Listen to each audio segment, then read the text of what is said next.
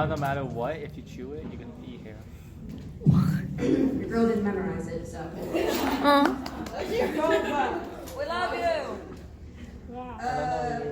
I don't know. I feel like I have to explain it a wee bit before I actually say it. Just a little bit. I'm gonna be brief. I wrote this poem last year. And I was going through a really crappy time in regards to the relationships in my life, and I guess through it I kind of learned to accept uncertainty, and I learned to accept even though I don't know why something's happening in the moment, it's for a purpose at the end of the day. So I wrote this poem last year, and yeah, so this is IDK. Yeah.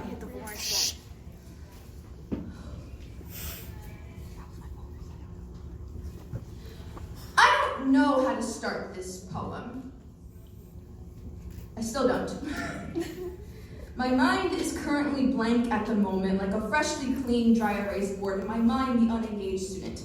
And I'll be honest, that metaphor was kind of forced. Very forced. My brain is trying to perfect the backflips it won gold medals for by using Google and a concrete floor. Trying to make a performance good enough to revive my tumbled sense of validation and have it whip through the air like a propeller and fly me away to a better stage of my life where no one worries about getting bruised or falling. I don't really know what to say next. I don't know how to combat the recent metaphors and similes without sounding too cliche. My feet are sore from all the times I've tried to make a somersault better than what it actually is. I usually write poetry when my brain doesn't know where to go, or if it made too many, and I usually find myself lost in the maze of my over complexities with walls way too high for me to climb over. Interesting fact about myself.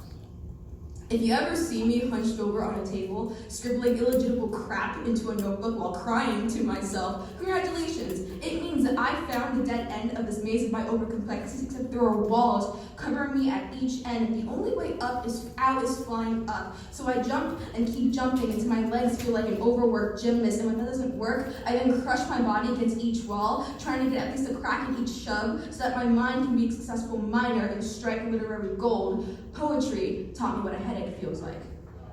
My brain is constantly trying to make the best version of what it makes. It won't take I don't know as an answer.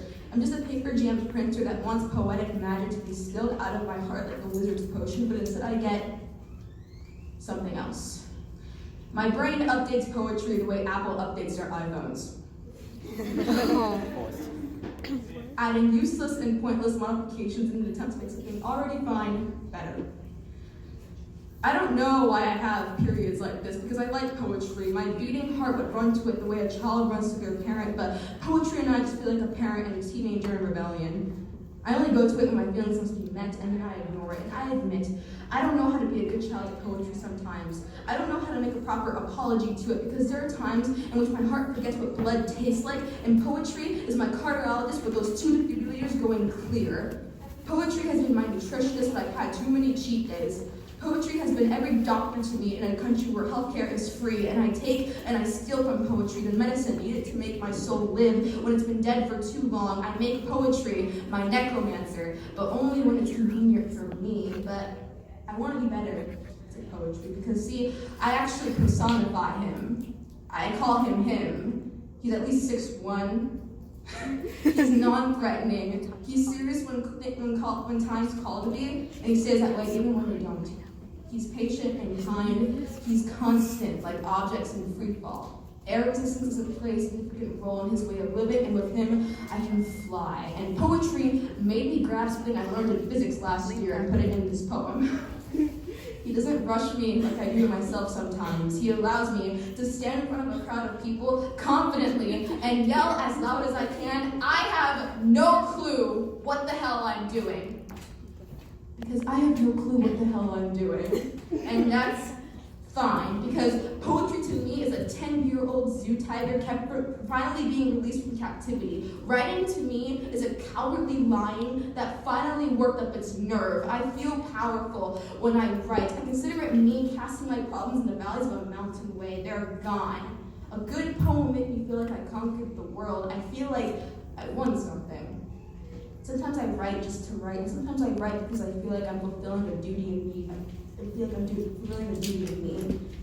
But both take me to a new place I thought I could never fly, drive, jump, flip myself to, but I still feel powerful. Poetry says to me, don't worry about having every answer, because this feeling of tranquility will always be there, whether I write a 20-minute TED Talk or an incomplete haiku. All my problems melt, and I feel like I'm in a perfect utopia where it's okay to say, I don't know. Poetry is not upset at me for being honest. Now, I have no clue how to end this poem without sounding too cliche. And I imagine, again, right now, content. Thank you.